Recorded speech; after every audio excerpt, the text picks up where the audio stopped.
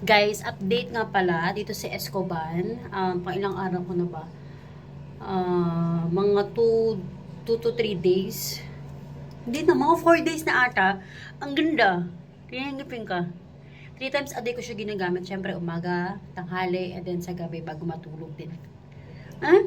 Ayan siya, guys. Sobrang puti na niya. And since, nga, di ba, marami mahilig tayo sa kape. So, ano pag ginagawa nyo dyan, itry nyo na din.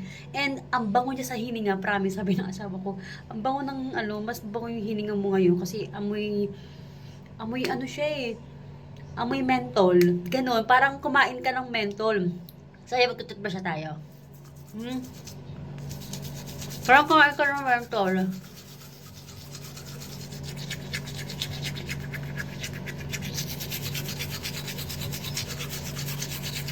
Alam mo, sisiwagan ka talaga mag-toothbrush.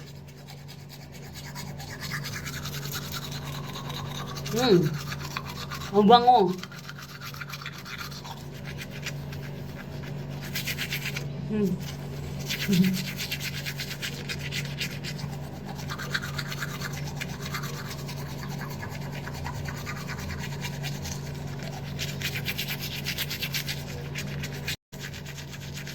Yaya, magdaan na tayo.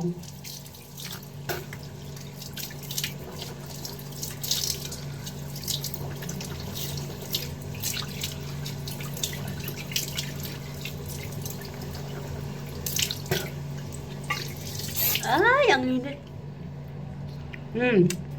Ang linis niya, guys. Ang linis. At feeling ko, nakaka-pick din siya ng ang linis. Guys, alam nyo ba?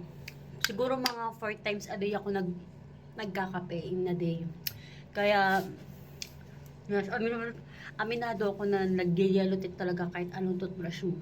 Pero ito talaga si Escoban Color Repair Whitening. So, nakakatulong siya, nakaka-help siya magpa-whiten ng ng teeth. So, remove surface stains and meron siyang fluoride na din.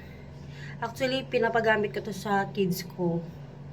And so far, so good naman. Siya, kung gusto niya na siyang itry, ayan, diba ang ganda? Ito. Ang ganda. So, kung gusto niya rin matry, ilalagay ko sa yellow basket.